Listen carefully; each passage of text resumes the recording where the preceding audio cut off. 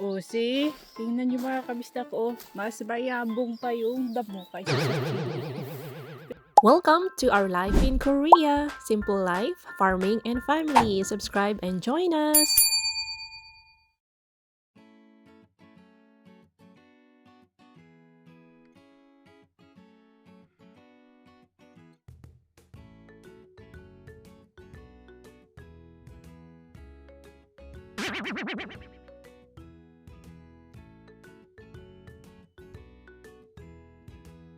Joya.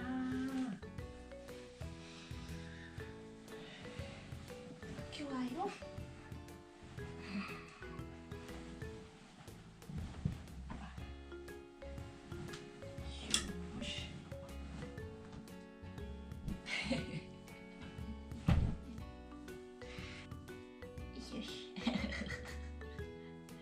Tishi mama. Tishi mama. 잘 잤어요? 이슈시. tulog pa balik. Hello mga kabisdak! Good morning! Welcome back to our channel. In today's video, ayan, ganyan po ang routine namin ni LE mga kabisdak. 40 minutes bago dumating ang school bus niya para mag-pick up, papunta sa school, syempre, ay ginigising ko na yan si LE, ang binibihisan, sinusuklayan, siya na pala ang nagsusuklay. Tapos hinahanda ko na yung gamit niya, yung bag niya, yung breakfast niya. Nagsha-shower po kami sa gabi, so sa umaga naghihilamos na lang at si LE ay pinupunasan ko lang ng basang bimpo or wet wipes ang kanyang face, tapos pinaghuhugas ng kamay niya. Yan lang ang aming routine mga kabisdak. Si DE po ay nauna nang mag-breakfast, nandoon na po sa trabaho, pati yung ating tatlong boys.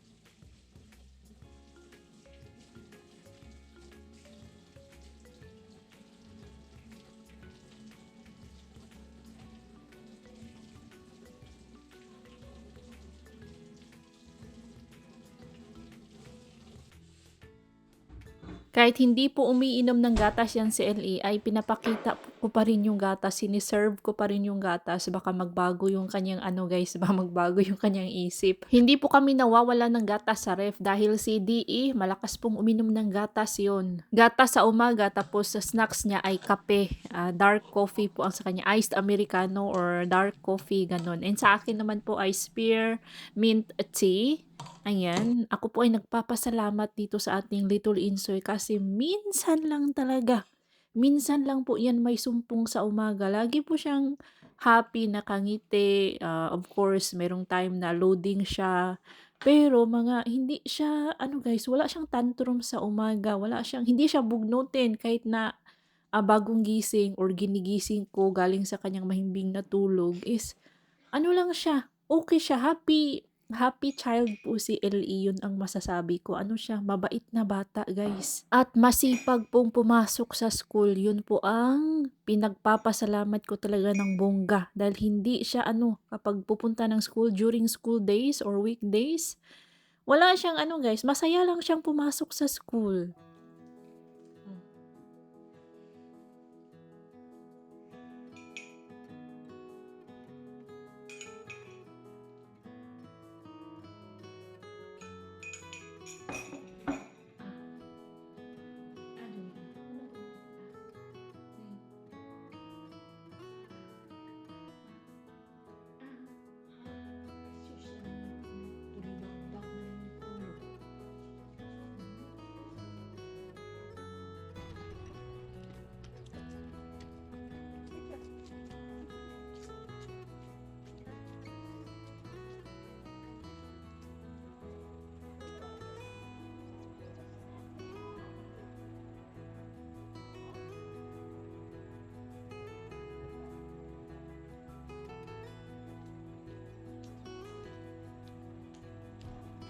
Fast forward po tayo mga kabisdak. After lunch ay ito na, nag-ready na sa outfit si Achuma dahil tutulungan po natin si DE sa ating chili farm. Oh, makikita nyo na yung sinasabi ko sa ating live last Sunday night at sinabi ko rin sa ating vlog kagabi tungkol sa kahabag-habag na pangyayari sa ating chili farm. Ay nako, makikita nyo na guys. Araw Lunes kasi yan mga kabisdak. Kapag Lunes wala po akong pasok sa school, so may time po akong tumulong kay DE sa ating farm. Yan po si DE as usual, yan po ang kanyang ginagawa. Nagsusulat ng memo sa kanyang farming activities kung ano ang ginawa niya today. Everyday po yan guys, parang diary. Para next year may makikita siya kung kailan ba namin ano bang ginawa namin that day, kailan kami nagplanting, kailan kami pesticide, nag-fertilizer. Yan po ang basihan niya for the next year. Thank you so much Daiso. Sa Daiso ko po nabili itong black na parang sleeve mga kabistak na may cooling effect na. Nagustuhan ko talaga ito. Perfect for sunny weather. Tapos itong mask nila na natatabunan yung ating leeg. Oh, very good. Very nice guys. Nagustuhan ko siya. Pero ang problema, maliit yung ating tenga. Hindi siya sumasabit at medyo loose.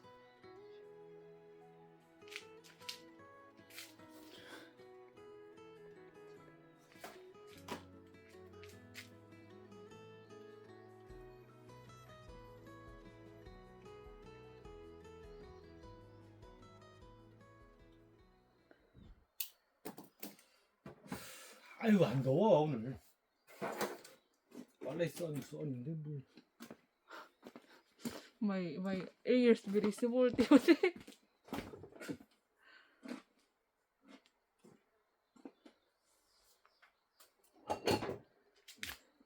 Maliit kasi yung tenga natin mga kabistak. May paniniwala po tayo mga Pinoy. Pati dito sa Korea, same. Pag malaki daw yung tenga nyo, long life daw kayo. So, meaning ako, hindi ako long life kasi cute yung aking pang lalaki pala to. Cute yung aking tenga. Siyempre, gloves on. Kikita niyo mga kabistak. Sayang lang kasi hindi ako nakapag-video nung hindi pa nag-start maglagay ng mat. It's not chili farm anymore. 2 days ago, it was not a chili farm. It was a grass farm. 2 days ago. 아 정말 짜증난다 진짜. 아. Dapat ganyan yan eh. 뭐야? I-explain ko sa inyo, ikikwento ko sa inyo kung bakit naging grass farm yung aming chili farm. Ano muna tayo. Ready sa ating outfit. Yan si DE. Ganyan talaga yan siya dati pa. Ayaw niyang magsombrero. Ayaw niyang magganito. Ayaw mag sun cream, sunblock. Ayaw mag pants. Kaya si DE, yung face niya is sirang-sira na sa araw. So, ano na siya, medyo may edad na siya tingnan kaysa sa kanyang mga kaedaran. Younger looking pa yung mga kaedaran niya. Pero si DE kasi, hindi nagalagay ng protection, hindi nagalong sleeve, walang ganito, wala pati gloves. Ayaw niya guys, gusto niya ng ayaw niya ng sombrero kasi daw, pinagpapawisan daw siya.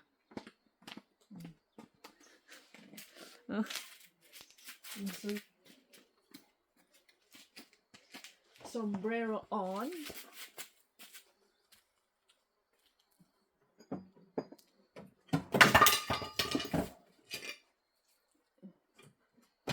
Ilulugay ko na lang yung aking buhok. So that I will not. Tsaka man. Ako nagabot pero si DE guys, nag-chinelas lang yan.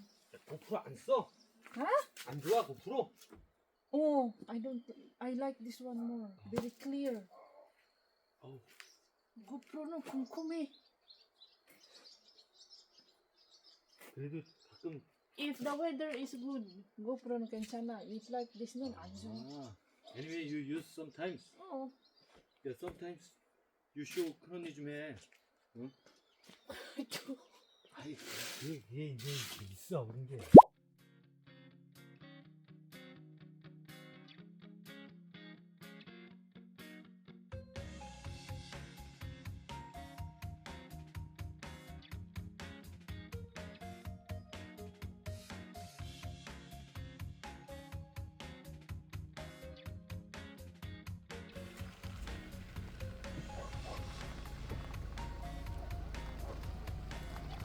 아따 롱꼬이 아주 그냥 아따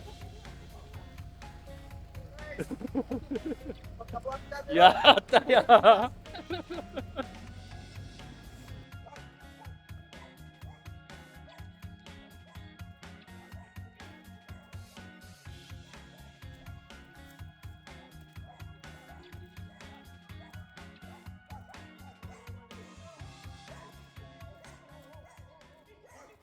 Flat po yung ano ko mga kabisdak. Bike ko.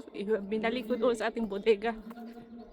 So, ito ang nangyari mga kabisdak. Di ba, a week after natin tinanim yung ating mga chilies is, ano siya, biglang lumamig ulit. Hindi nagtuloy-tuloy yung, yung init ng panahon. Supposedly, magiging warm na siya. It will get warm every day, warmer every day. Dahil pa summer naman tayo. Ang nangyari guys is, bigla pong nag-cold snap for 2 weeks. So sa loob ng 2 linggo, masyadong malamig. So yung mga chilies natin is naging yellow po sila. So akala ni DE mamamatay, hindi mag-survive yung mga chilies kasi na nag-yellow. So ayaw na niyang pumunta dito, nawalan po siya ng pag-asa. So give up na niya yung chilies natin. And then 2 weeks after, nung naging warm na yung panahon, uminit na yung panahon, sumikat na yung araw, bumalik si DE dito, and then voila, pagkakita niya sa mga chilies guys is birding-birdi man, tas mataba, maganda yung tubo.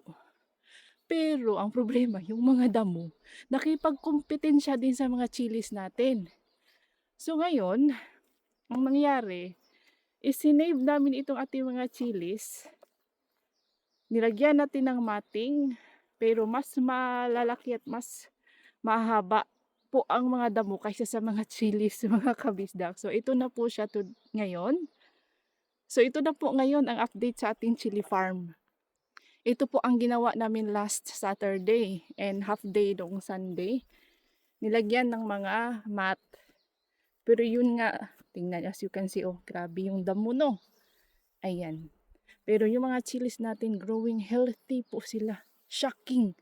Kasi dilaw na dilaw po at hindi po sila lumaki 3 weeks ago. So nawalan tayo ng pag-asa. Si DE nawalan ng pag-asa. Pero ngayon guys, tingnan nyo ang lusog nila. Wow.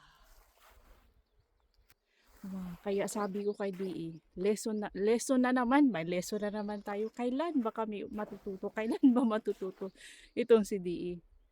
Kasi ako, nung nakita kong yellow sila, ang iniisip ko, hindi yan sila mamamatay. Magsusurvive yan. Pero yun nga, naging dilaw.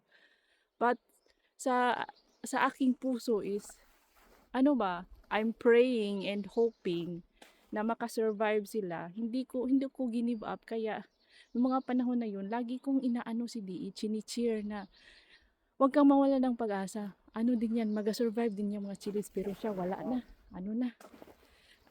Matamlay na siya. Wala na siyang kagana-gana sa aming chili farm. Wala na siyang kagana-ganang bumisita dito. So, sinabi ko sa kanya, sige lang. Lagyan mo lang ng mat para hindi tutubo yung mga damo. Baka may chance pa yung ating mga chilies. Hindi siya nakinig. Kaya, naiinis ako sa kanya nung Sabado. Kasi, tingnan mo. Kasi itong farming mga kabista, kahit ano naman yung mga ginagawa natin sa buhay, dapat may din ba, panalangin. Kasi kung walang panalangin, wala guys. Pagsubok lang yung aming 2 weeks na naging yellow ang chilies. Diba? Tingnan nyo kung sinasabayan mo siya ng panalangin, and positive thinking ka lang, and hope. H-O-P-E. Wala ka. Hindi tayo mag-give up easily. Si DE kasi tingnan. Mabilis po siyang nag-give up. Pero luckily, na-save pa natin, di ba? Tingnan nyo, ang lulusog nila, Kasi, paya. Wow. Yan po, tingnan nyo, yan ang mga damo. Ang lalaki, ang ang mga damo natin anong tawag dyan? Hindi na, naglisod na. Nahirapan ng maglagay ng pin kasi yung damo natin, ano na, sobrang taas na nila. Ito, mamatay ito. Oh. Why, ay nako, ay nako, ay nako. Oh, yan ang bad news sa ating chilies. Pero hindi naman siya masyadong bad kasi may pag-asa tayong nakita. Nakabangon yung mga chilies natin. So, ang gagawin namin ngayon is itong damo is tatanggalin natin yan. Inisprayhan na yan ng herbicide kahapon. So, mamamatay na yan sila next week.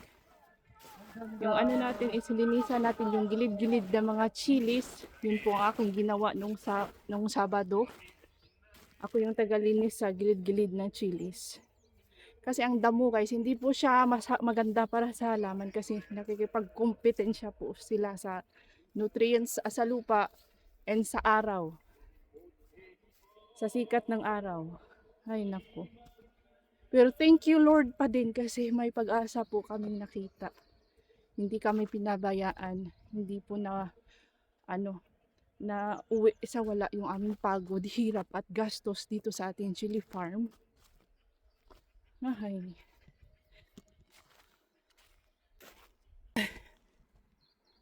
Ito po yung gagawin ko. Kukunin ko yung mga damo-damo dito sa paligid ng chili. Kami lang pong dalawa ni DE dito kasi nakaschedule na po ang trabaho ng mga boys. Noong Sabado kaming lahat ay nagtrabaho dito kaya hindi na masyadong marami yung ating gagawin. At yung damo natin nag-spray na din sila ng herbicide so mamamatay po yan next week. Pero itong mga damo na natubo sa gilid talaga ng chili plant guys ay hindi po natin pwedeng isprayhan kasi kung ganoon pati yung chilies mamamatay din.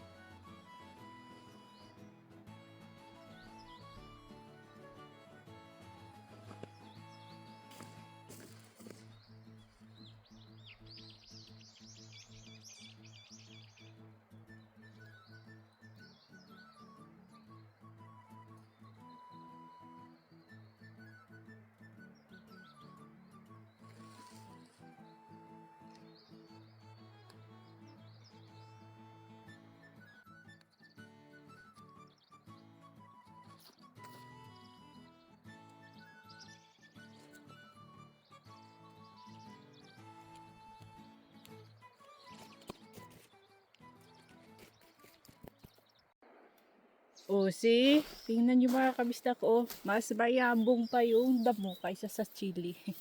Pero yung mga chilis natin, matataba po sila. Meron namang iba na hindi masyado.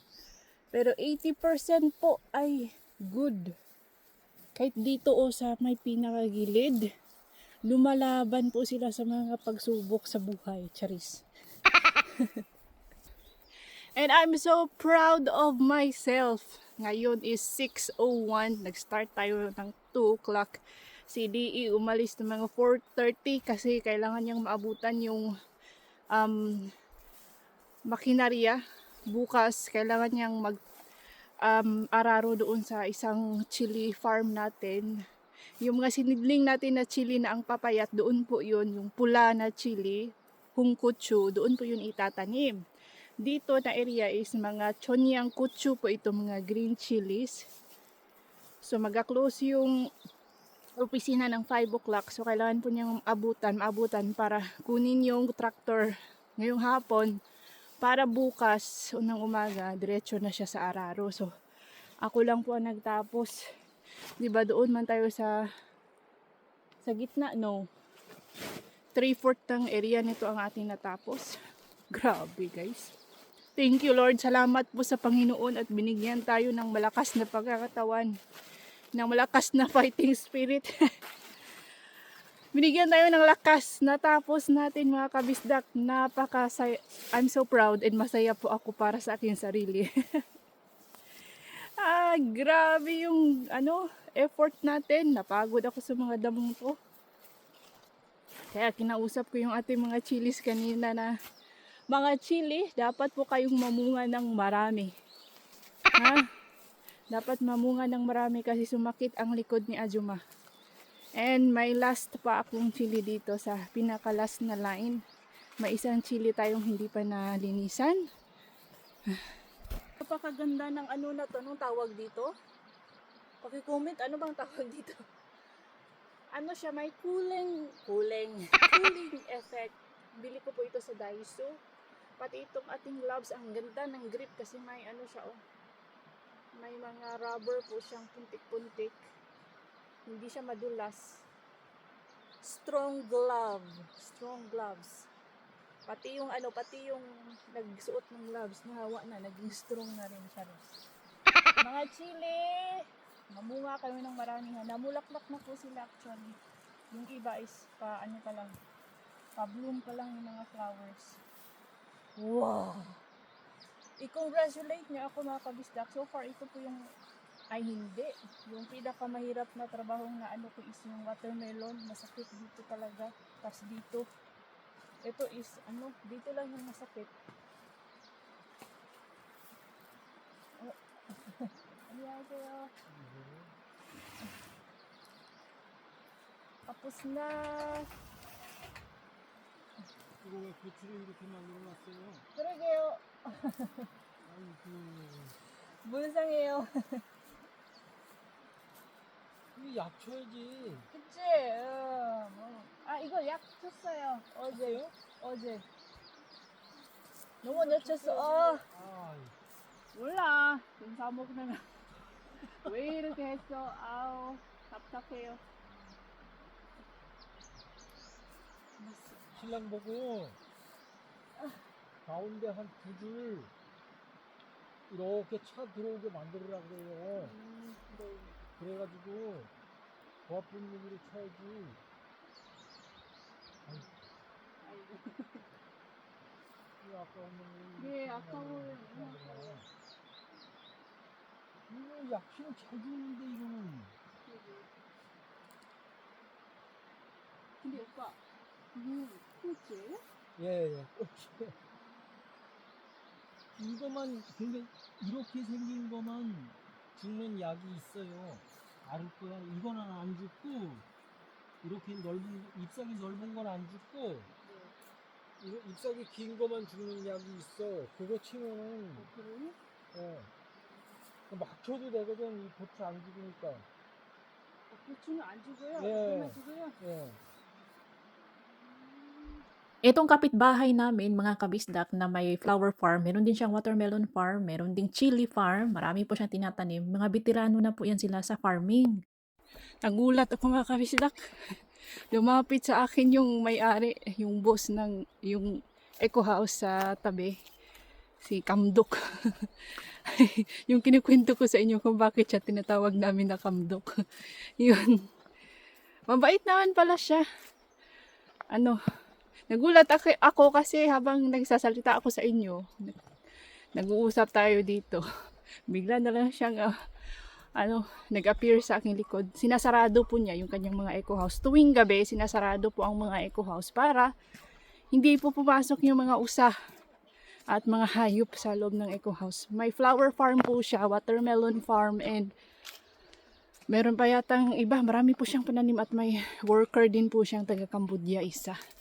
Last time si Saldi nag-extra job doon sa watermelon farm. Noong wala pa siyang seasonal farm worker na Cambodian. Sabi niya, sayang daw yung chili namin. Sana makarecover pa. Bakit daw pinabayaan na tumubo yung maraming damo? Opo. Kasi yun nga, si DE akala niya mamamatay na. Kasi nag-yellow yung mga dahon. Mabilis kasing nag-give up si DE. Yun. Kaya yun po ang nangyari. Pero at least, may lesson na po tayo. May lesson na naman tayong na-learn today. I mean this year. So next year, kapag hindi pa ma-perfect yung chili farm, like our lechon na laging fail, ay talagang magwawala na si Ajumajoke. Tara na, it's 6:12. Uwi na tayo sa bahay mga kabisda. I-insert ko lang po itong short video namin last Sunday evening mga kabisda. Kumain kami ng dakturitang, ang paborito po ng ating mga boys. Si DE hindi po yan kumakain ng dakturitang dahil ayaw niya sa chicken. Fried chicken, kahit fried chicken hindi yan kumakain. Pero pag may nag-treat sa kanya or binili ni Oma or ni kuno ni Chagan na chicken, syempre napipilitan po yung kumain ng chicken pero ayaw po niya ng chicken talaga. So kami lang po kumakain ng chicken at nag-order kami ng cold noodles. Yung si LE, nagdala na po ako ng kanyang food, nagdala po ako ng seaweed. Masarap po yung ano namin, dakturitang. Masarap naman talaga siya. Kwarto po ito ni DE. Yan po yung aming luma na closet. Yan, dinikitan ng stickers ni LE.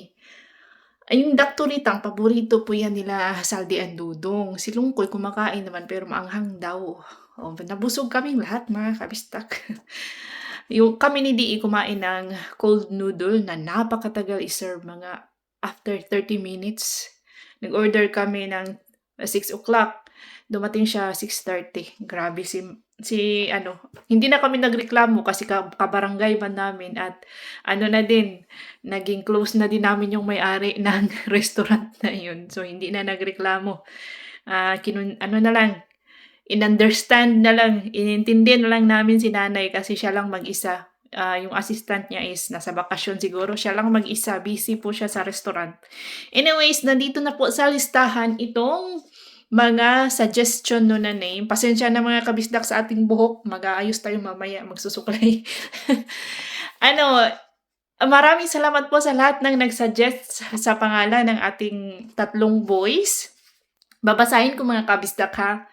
Or sa next vlog ko na lang po ito babasahin. Pero maraming salamat. Lahat po kayo, inilista ko at inyong mga suggested na names.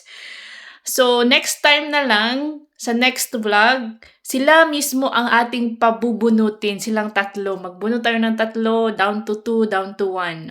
So, ganun ang style natin. Kasi may nag-suggest na why not sila yung magbunot instead of me, instead na ako. Which is a very good idea mga kabisdak. So, abangan nyo po kung aling pangalan ang ating mabubunot. Maraming salamat mga kabisdak. And that's all for today's video. If you enjoyed this episode, please like, comment, share, hype, and subscribe. Hindi pa pala, maigigreet pa pala ako. Belated happy birthday last March 31, March 31st to Ma'am Evelyn Tan Uy in Marikina City. Nagtampo pa yan si Ma'am Evelyn. Kasi guys, ganito ang nangyayari. Kapag nagpapagreet kayo sa akin, wag niyong masyadong early sabihin sa akin kasi ina-advance ko po yan para hindi ko makalimutan. I think itong si Ma'am Evelyn nagpapagreet siguro mga 3rd week of May or 5 days before ng kanyang birthday. I think ganyan. Tapos, in-advance ko na yung greetings kinaumagahan sa next video.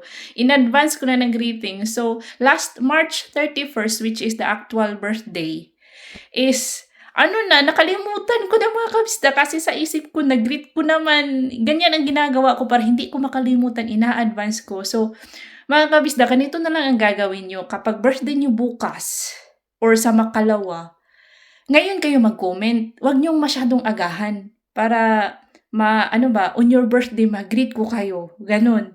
Kasi sa dami-dami ng iniisip at ginagawa ni Ajuma, so, pasensya na po, tao lang. Nakakalimutan ko talaga or ina-advance ko na lang ng greetings para make sure ko na hindi ko makaligtaan na i-greet kayo. Yun po ang aking ginagawa at wala po akong pinipiling i-greet. Kung sino yung nabasa ko, kung sino yung na-like, na-heart, na replyan ko, matik, nililista ko po yan at ginigreet ko kayo sa next vlog. Yun po ang ginagawa ni Ajuma. Maraming salamat po mga kabisdak. If you enjoyed this episode, please like, comment, share, hype, and subscribe. See you on our next video. Ingat lahat!